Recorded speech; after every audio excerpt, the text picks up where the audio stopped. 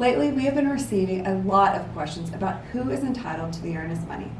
First, the only time that Allegiance will release the earnest money without a signed release by all parties is when the buyer terminates during the option period, and we have proof that the option money was paid within 3 days of the contract, most likely because it's in our account. And the buyer sent the notice of buyer's termination of contract during the option period in accordance with paragraph 21 of the contract, meaning to whatever contact information is put into the seller's blank. Please note that if the seller's email address is in paragraph 21, sending the notice to the listing agent does not work for notice being delivered in accordance with the contract. When a termination occurs outside of the option period, we require a release of earnest money signed by all parties. The title company is a fiduciary neutral party who cannot determine who is in default under the contract and who is entitled to the earnest money. We also cannot determine if the reason for termination actually exists. For example, if the buyer has the right to terminate because there is not buyer approval, but the buyer didn't even attempt to get buyer approval, then the right for termination does not exist. And we can't determine if the buyer attempted to get buyer approval or not. We will hold on to the funds until all parties agree.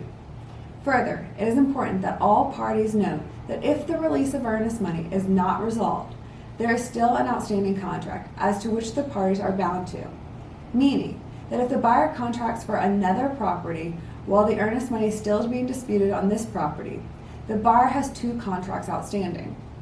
If the seller moves to contract with a new buyer, the seller has 2 buyers for the same property. One of the most recent questions I received had to do with the buyer's objections, sellers curing and incurring expenses to cure, and who is entitled to the earnest money. In this particular situation, the buyer made objections to an encroachment of the neighbor's fence on the property line. The sellers began the process of working with the fence company and the neighbor to move the fence to the neighbor's property.